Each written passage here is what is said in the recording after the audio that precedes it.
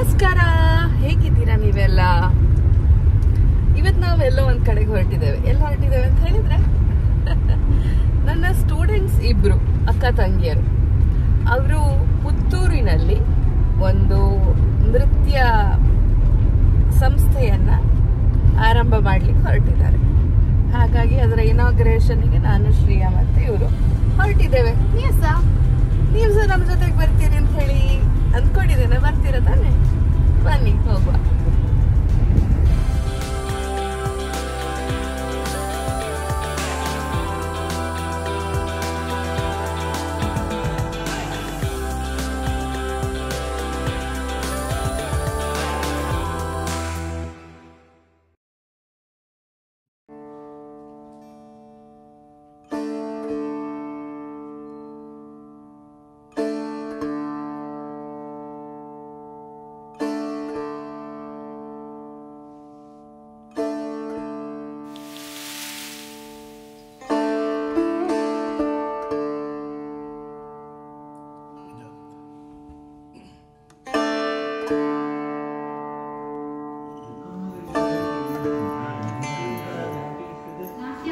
ನಟರಾಜನಿಗೆ ವಂದಿಸುತ್ತಾ, ಕುಲದೇವತೆ ಹಾಗೂ ಗ್ರಾಮದೇವತೆಗಳನ್ನು ಸ್ಮರಿಸುತ್ತಾ ಕಾರ್ಯಕ್ರಮವನ್ನು ಆರಂಭಿಸುತ್ತೇನೆ. ನಾವೆಲ್ಲರೂ ಇಂದು ನಾಟ್ಯಧಾರ ಭರತನಾಟ್ಯ ತರಬೇತಿ ಕೇಂದ್ರದ ಉದ್ಘಾಟನಾ ಕಾರ್ಯಕ್ರಮಕ್ಕೆ ಒಟ್ಟಾಗಿದ್ದೇವೆ. ಮೊದಲಿಗೆ ಗುರು ಹಿರಿಯರಾದ ವಿದುಷಿ ಶ್ರೀಮತಿ ಸೌಮ್ಯ ಸುಧೀಂದ್ರ ರಾವ್, ಡಾಕ್ಟರ್ ಸುಧೀಂದ್ರ ರಾವ್, ಶ್ರೀ ಬಿ ಶ್ರೀಪತಿ ಸೋಮಯಾಜಿ ಹಾಗೂ ಶ್ರೀ ರಮೇಶ್ ರಾವ್ ಇವರಲ್ಲಿ ವೇದಿಕೆಯಲ್ಲಿ ಅಲಂಕರಿಸಬೇಕಾಗಿ ಕೇಳಿಕೊಳ್ಳುತ್ತೇನೆ.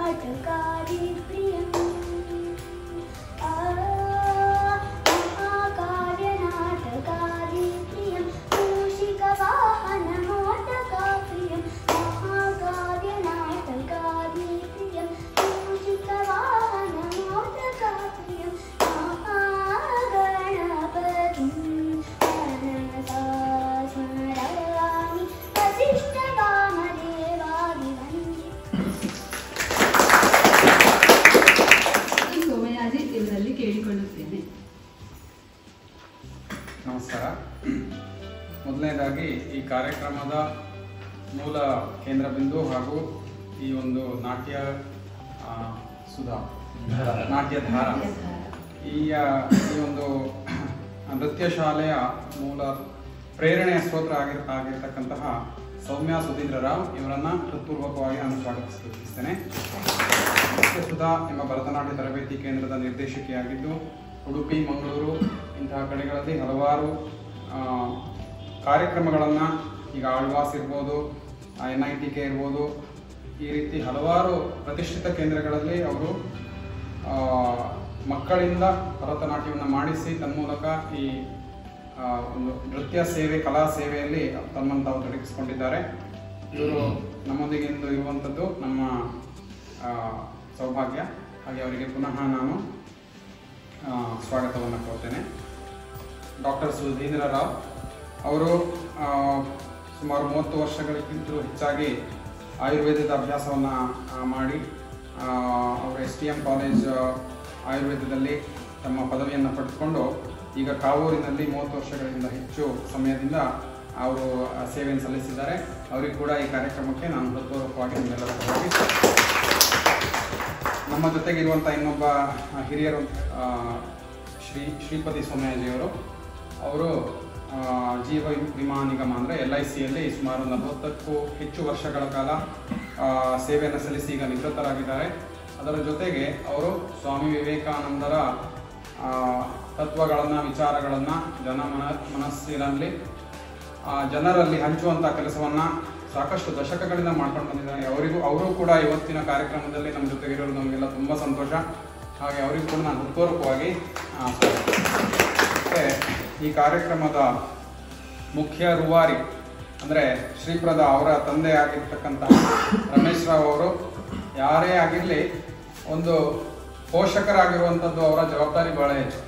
ಯಾಕಂದರೆ ಒಂದು ಪ್ರೋತ್ಸಾಹವನ್ನು ನೀಡಬೇಕು, ಎಷ್ಟೇ ಕಷ್ಟ ಆಗಲಿ ಮಕ್ಕಳಿಗೆ ಒಂದು ಒಳ್ಳೇದಾಗಬೇಕು ಅಂತ ಯಾವಾಗಲೂ ಒಂದು ಬೆಂಬಲವನ್ನು ನೀಡ್ತಾ ಇರೋದ್ರಿಂದ ಮಾತ್ರ ಮಕ್ಕಳಿಗೆ ಏನಾದರೂ ಸಾಧಿಸಲಿಕ್ಕೆ ಸಾಧ್ಯ. ಮಕ್ಕಳ ಒಳಿತಿಗಾಗಿ ಸದಾ ಬೆನ್ನೆಲುಬಾಗಿ ನಿಂತಿರ್ತಕ್ಕಂತಹ ನನ್ನ ಭಾವನವರಾದ ರಮೇಶ್ ರಾವ್ ಅವರಿಗೂ ಕೂಡ ನಾನು ಸ್ವಾಗತಿಸ್ತೇನೆ. ಮತ್ತೆ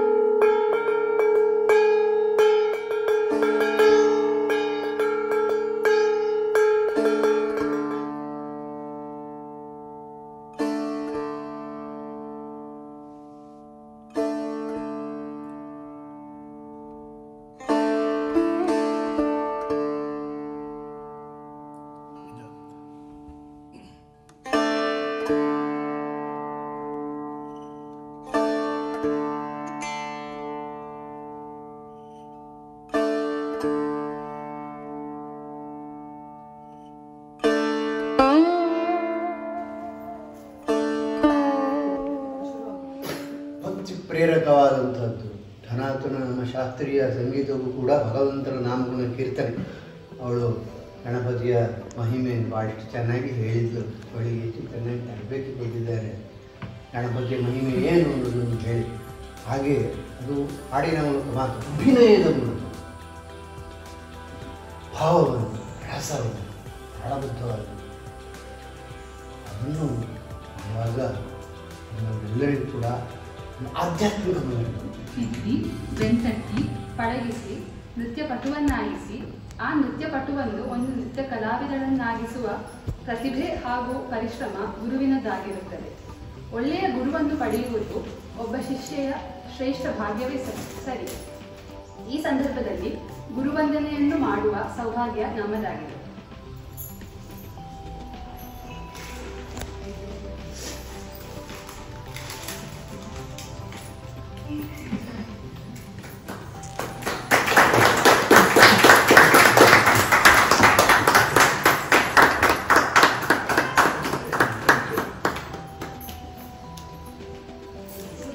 ವಿದೂಷಿ ಶ್ರೀಮತಿ ಸೌಮ್ಯ ಸುಧೀಂದ್ರ ರಾವ್ ಇವರು ಒಂದೆರಡು ಹಿತನುಡಿಗಳನ್ನು ಆಡಬೇಕಾಗಿ ಕೇಳಿಕೊಳ್ಳಿ.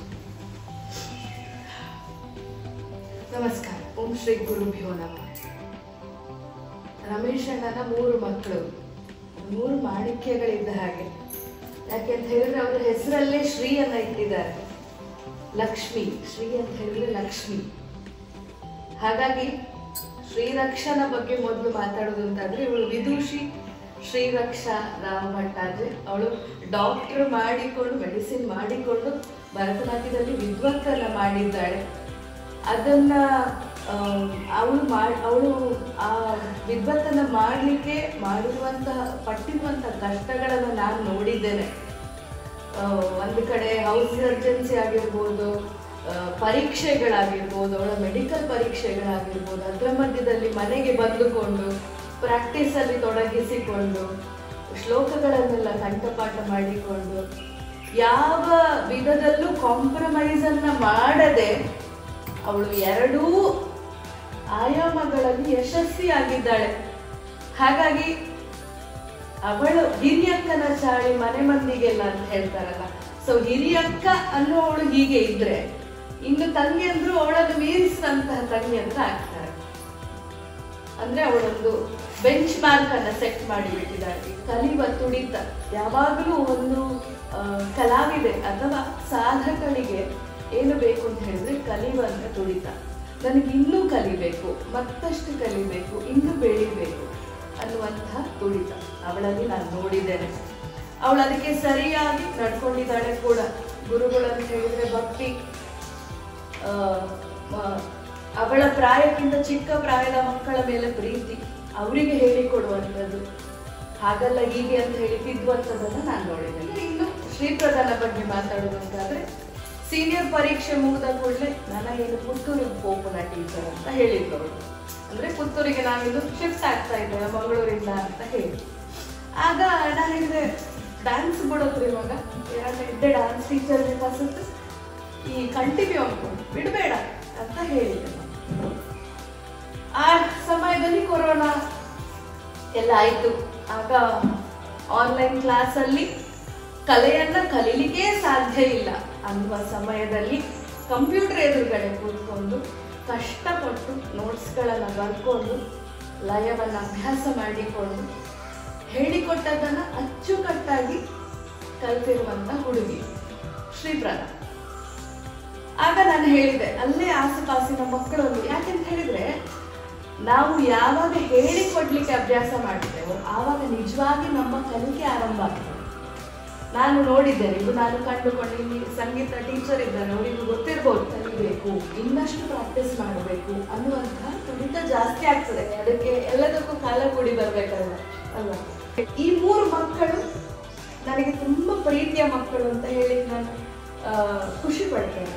ಯಾಕೆಂತ ಹೇಳಿದ್ರೆ ಅವರಲ್ಲಿರುವ ಸಂಸ್ಕಾರ, ಅವರ ತಂದೆ ತಾಯಿಯರು ಕೊಟ್ಟಿರುವಂತಹ ಸಂಸ್ಕಾರ, ಅವರನ್ನು ಬೆಳೆಸಿರುವ ರೀತಿ, ಎಷ್ಟು ರೂಟೆಡ್ ಆಗಿದ್ದಾರೋ ಅಷ್ಟೇ ಇಂಡಿಪೆಂಡೆಂಟ್ ಆಗಿದ್ದಾರೆ. ಅದನ್ನು ನಾನು ನೋಡಿದ್ದೇನೆ. 2 ಮಕ್ಕಳಲ್ಲೂ ಹೊಣೆಗಾರಿಕೆ ತುಂಬಾ ಇದೆ, ಜವಾಬ್ದಾರಿ ತುಂಬಾ ಇದೆ.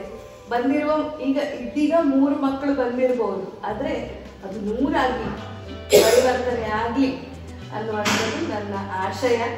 ಹಾಗೂ ಶ್ರೀಪ್ರಧಾ, ಶ್ರೀರಕ್ಷಾ ಹಾಗೂ ಶ್ರೀವಿಭಾ 3 ಅಕ್ಕ ತಂಗಿಯಂದ್ರಿಗೂ ನನ್ನ ಆಶೀರ್ವಾದ ಯಾವಾಗಲೂ ಇರ್ತದೆ. ಎದುರಿಗೆ ಗುರಿ, ಹಿಂದೆ ಗುರು ಇರಬೇಕು ಅಂತ ಹೇಳ್ತಾರೆ. ನಾನು ಯಾವತ್ತೂ ನಿಮ್ಮ ಜೊತೆಗಿದ್ದೇನೆ ಅಂತ ಹೇಳಲಿಕ್ಕೆ ಇಷ್ಟಪಟ್ಟು, ಇನ್ನು ಮತ್ತಷ್ಟು ಮಕ್ಕಳು ಬರಲಿ, ಮತ್ತಷ್ಟು ಕಲೆಯ ಪ್ರಸರಣ ಆಗಲಿ, ಈ ಮೂಲಕ ಹೇಳಲಿಕ್ಕೆ ಇಷ್ಟಪಡ್ತೇನೆ. ಧನ್ಯವಾದ. ಶುಭಾರಂಭ ಆಗಿದೆ. ಹೀಗೆ ನಾವು ಟೀಚರಲ್ಲಿ ಕೇಳಿಕೊಂಡಾಗ ಅವರು ನಾನು ಬರ್ತೇನೆ ಅಂತ ಹೇಳಿಕೊಂಡು ಹೃತ್ಪೂರ್ವಕವಾಗಿ ನಮ್ಮ ಆಮಂತ್ರಣವನ್ನ ಒಪ್ಪಿ ಬಂದಿದ್ದಾರೆ. ಅವರು ಬಂದ ಕಾರಣದಿಂದ ಇದೀಗ ಒಳ್ಳೆ ರೀತಿಯಲ್ಲಿ ಆಯಿತು. ತುಂಬ ಧನ್ಯವಾದಗಳು ಟೀಚರ್, ನೀವು ಬಂದು ಸಂಘದಲ್ಲಿ ಮಾಡಿಕೊಟ್ಟಿದ್ದಾರೆ. ಮತ್ತೆ ರುಪಿಯವರು ಅನಿರೀಕ್ಷಿತವಾಗಿ ಅವರು ಬೆಂಗಳೂರಲ್ಲಿ ಇದ್ರು ಸಹ ಅವರಿಬ್ಬರು ಮಕ್ಕಳೊಟ್ಟಿಗೆ ಬಂದು ಇವತ್ತಿಲ್ಲಿ ಇರುವ ಹಾಗೆ ಆಯಿತು. ಇದು ಸಹ ಒಂದು ದೈವ ಸಂಕಲ್ಪವೇ. ಇವತ್ತು ನಾವು ಬೆಳಿಗ್ಗೆ ಪೂಜೆ ಮಾಡುವಾಗ ಫಸ್ಟಿಗೆ ಪ್ರಾರ್ಥನೆಯಲ್ಲಿ ಅವರು ಹೇಳಿದ್ದಾರೆ, ತೇನ ವಿನಾ ತೃಣಮಪಿ ನ ಚಲತಿ, ಎಲ್ಲವೂ ಅವನ ಇಚ್ಛೆ ಇದ್ದ ಹಾಗೆ ಆಗುವುದು ಅಂತ. ಹಾಗೆ ಇದು ಅಕ್ಷರ ಸಹ ನಮ್ಮ ಅನುಭವವೇ ಆಯಿತು, ಇಂದಿನ ದಿನದ ಅನುಭವವೇ ಆಯಿತು. ಹಾಗೆ ಹಿರಿಯರಾದ ನಮ್ಮ ಚಿಕ್ಕಪ್ಪನವರು ಇವತ್ತಿದ್ದು ನಮ್ಮನ್ನು ಇಷ್ಟು ಚಂದದಲ್ಲಿ ಆಶೀರ್ವದಿಸಿದ್ದು ನನ್ನ ಸೌಭಾಗ್ಯವೇ ಸರಿ. ನಿಮಗೆ ನನ್ನ ತುಂಬ ಹೃದಯದ ಧನ್ಯವಾದಗಳು ಚಿಕ್ಕಪ್ಪಯ್ಯ.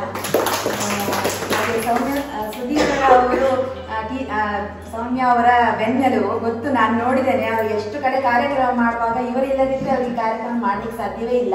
ಅಷ್ಟು ಮಕ್ಕಳನ್ನು ಎಷ್ಟು ದೂರಕ್ಕೆ ಕರ್ಕೊಂಡು ಹೋಗಿ ನವರಾತ್ರಿ ಸಾಧಾರಣ ಎಲ್ಲ ದಿನ ಕಾರ್ಯಕ್ರಮ ಇರ್ತದೆ.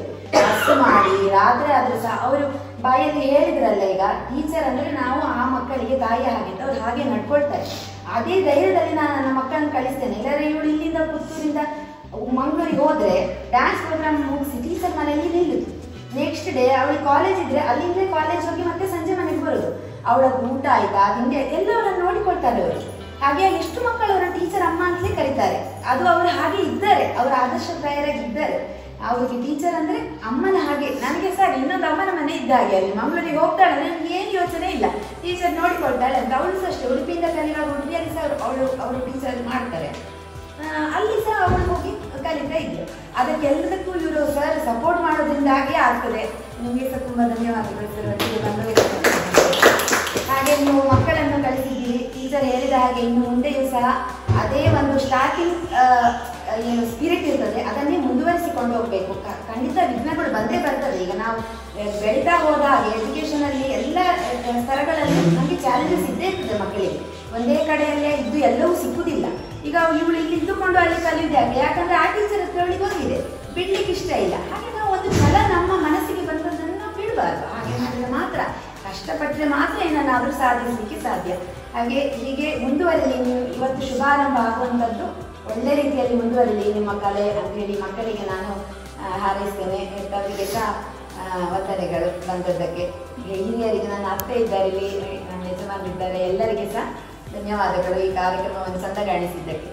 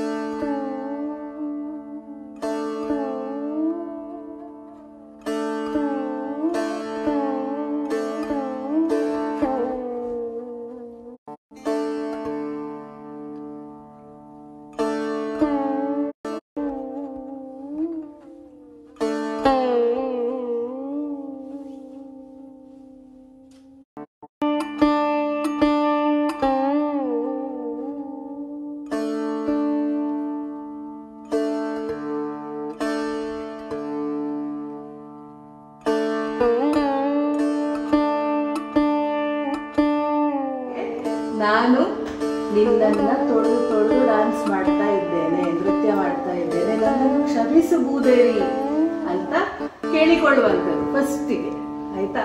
ಸೊ ಪ್ರತಿ ಸರ್ತಿ ನೀವು ಡಾನ್ಸ್ ಮಾಡುವ ಮೊದಲು ತಟ್ಟಿಯೇ ಡಾನ್ಸ್ ಮಾಡ್ಬೇಕು, ಗೊತ್ತಾಯ್ತಾ? ನೀವು ತಟ್ಟದೆ ಡ್ಯಾನ್ಸ್ ಮಾಡಿದ್ರೆ ಅದು ನೀಚ ನಾಟ್ಯ ಅಂತ ಅನ್ನಿಸಿಕೊಳ್ತದೆ. ಹಾಗೆ ನೋಡಿದ್ರಲ್ಲ, ಇನಾಗ್ರೇಷನ್ ಎಲ್ಲ ಆಯ್ತು. ನಾನು ಯಾವಾಗ್ಲೂ ಹೇಳ್ತೇನೆ, ನಾವು ಕಲ್ತಿರುವ ವಿದ್ಯೆ ಇನ್ನೊಬ್ಬರಿಗೆ ದಾನ ಮಾಡೋದ್ರಲ್ಲಿ ದೊಡ್ಡತನ ಇದೆ ಅಂತ ನಾನು ಯಾವಾಗ್ಲೂ ನನ್ನ ಮಕ್ಕಳಲ್ಲಿ ಹೇಳ್ತಾ ಇದ್ದೇನೆ.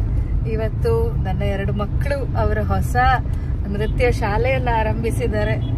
ಇವತ್ತು ಮಕ್ಕಳು ಸ್ವಲ್ಪ ಕಮ್ಮಿ ಬಂದಿರಬಹುದು, ಆದ್ರೆ ಆ ಮಕ್ಕಳು ಇನ್ನೂ ದುಪ್ಪಟ್ಟಾಗಿ ಇನ್ನಷ್ಟು ಮಕ್ಕಳನ್ನ ತಯಾರಿಸುವಂತಹ ಕೆಲಸ ನನ್ನ ಮಕ್ಕಳು ಮಾಡ್ಲಿ ಅಂತ ಹೇಳ್ತಾ ಈ ವ್ಲಾಗ್ ಅನ್ನ ನಾನು ಇಲ್ಲಿಗೆ ಮುಕ್ತಾಯಗೊಳಿಸ್ತಾ ಇದ್ದೇನೆ.